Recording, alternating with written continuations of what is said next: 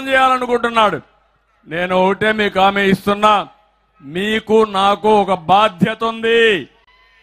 నేను ఏమీ చేయలేదని మాట్లాడుతున్నాడు జగన్మోహన్ రెడ్డి. నువ్వు పుట్టక మునుపటి నుంచి నేను రాజకీయాలు చేస్తున్నా, ఆ విషయం నువ్వు గుర్తుపెట్టుకో.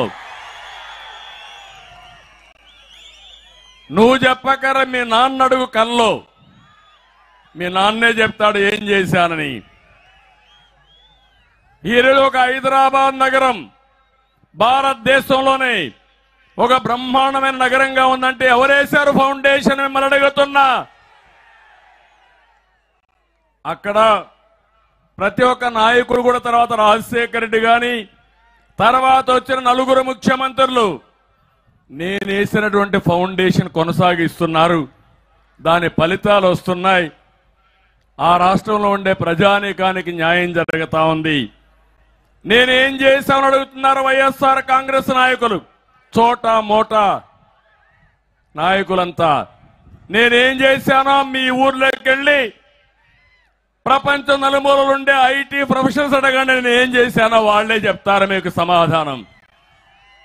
ఒక రాజకీయ పార్టీ, ఒక నాయకుడు మనం చేసిన దానివల్ల మంచి ఫలితాలు వచ్చి ప్రజల జీవితాల్లో వెలుగొస్తే దానికంటే బాధ లేదు, దానికంటే ఆనందం ఉండదు. మొన్నే మీరు చూశారు, నాకు కష్టం వచ్చింది. ఒక ఆంధ్రప్రదేశే కాదు, వేరే రాష్ట్రాల్లో 80 దేశాల్లో నాకు సపోర్టుగా ముందుకొచ్చారంటే, నేను బ్రతికుండంగానే అందరూ నాకు సహకరించారంటే, నేను చేసిన పనులు నెమరు వేసుకున్నారంటే దానికంటే ఏం కావాలో తమ్ముళ్ళు అని మిమ్మల్ని అడుగుతున్నా. ఈరోజు నా ఆలోచన ఒకటి, ఈ రాష్ట్రం పూర్తిగా నష్టపోయింది. 5 సంవత్సరాలు మనం అందరం కూడా బాధితులమే. నేను ఒకటే ఆలోచించాను, విభజన జరిగింది, హైదరాబాద్ నగరం తెలంగాణకి వెళ్ళింది, మనం నష్టపోయాం.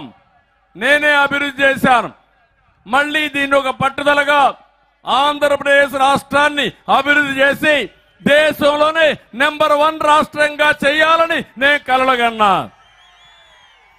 ప్రణాళికలు తయారు చేశా.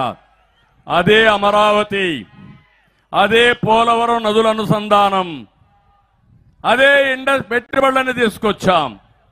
నేను అడుగుతున్న ఈ 5 సంవత్సరాల్లో బెదిరించి కబ్జాలు చేసి ఎక్కడికక్కడ తరిమేసే పరిస్థితికి వచ్చాడు. అందుకే నేను కూడా బాధితుడిని, అవునా కాదా అని మిమ్మల్ని అడుగుతున్నా. అందుకే ఒకే మాట చెప్తున్నా, మీరు ఎన్ని మాట్లాడినా మళ్ళా 5 కోట్ల ప్రజాని